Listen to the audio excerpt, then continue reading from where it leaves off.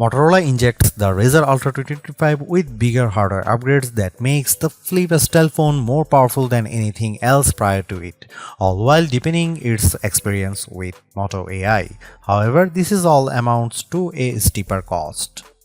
With the new moniker, it's no surprise that the Ultra ups the ante with its higher $1,299 starting cost. That's a premium $300 over the Razr Plus 2024 and puts the Razr Ultra firmly into the flagship phone category.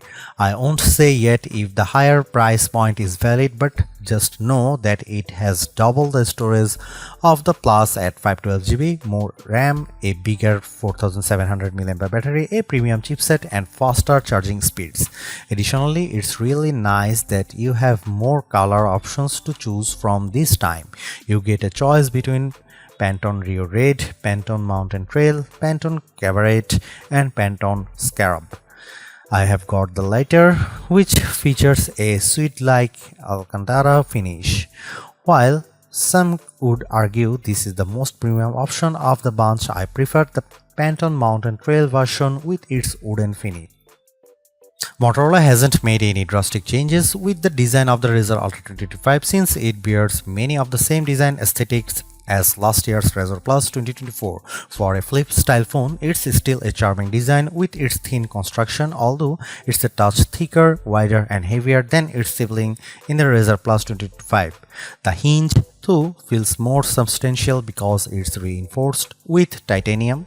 In addition to the gapless design as before, the crease in the middle of the display isn't as deep as before, even if it's still visible at just the right angle.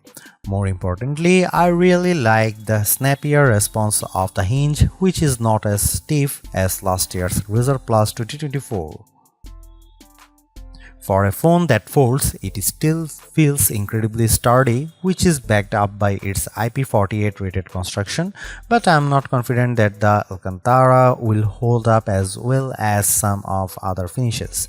Not only do I worry about it staining, but I also wonder if it will fade with frequent wireless charging. Apart from the new finishes, the only other design changes involves the addition of the AI key on the left side of the phone.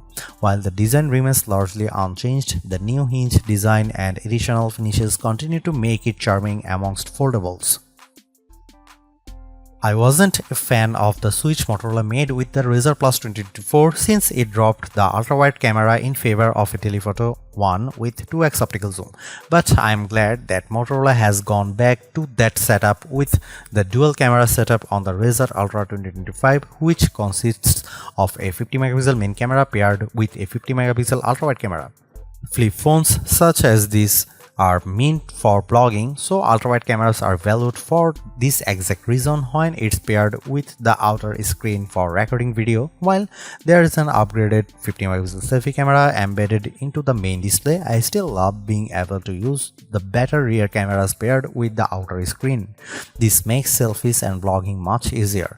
Content creators will enjoy the number of camera modes available with the Razr Ultra 2025, including new additions like Group Shot, which basically takes a burst of images and blends the best faces for the picture perfect shot.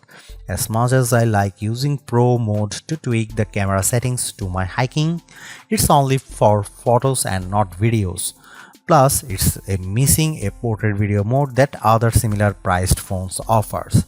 Here are some camera samples of the Motorola Razr Ultra 2025.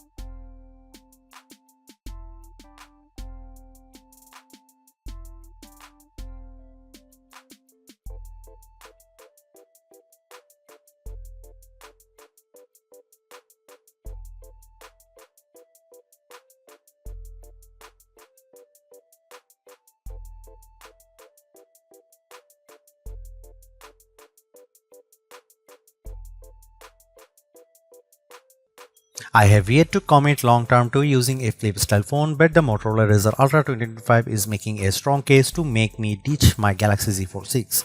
That's because this compact ultra sleek foldable phone is turbocharged in nearly every way over last year's Razr Plus 2024. Like I have said already, it's the most powerful and longest lasting foldable phone I have come across.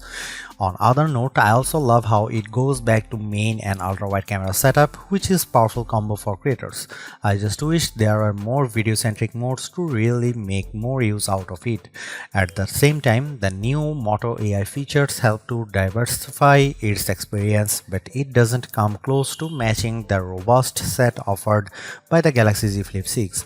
There's definitely still a lot more that Motorola could do to bring it to the same level, but it's not here in the current iteration.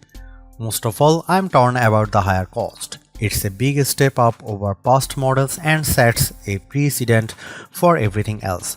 Price increases are inevitable, but this is just a bigger jump than what I anticipate shelling out for a flip style phone. It's not perfect, but the Razr Ultra 2025 is steering in the correct direction by entering the AI conversation, all while making marked improvements just above everywhere.